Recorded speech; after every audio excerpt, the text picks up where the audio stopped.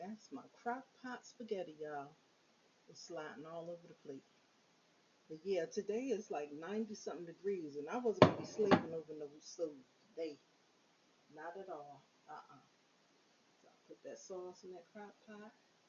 When I came in, it was done. Made the noodles. Some people make the noodles in the crock pot, but I did it one time and I didn't like how it turned out. So my dinner is done. I'm about to eat something to drink here. Here is the drink, okay? My spaghetti. Bye, y'all. You can have some if you want some.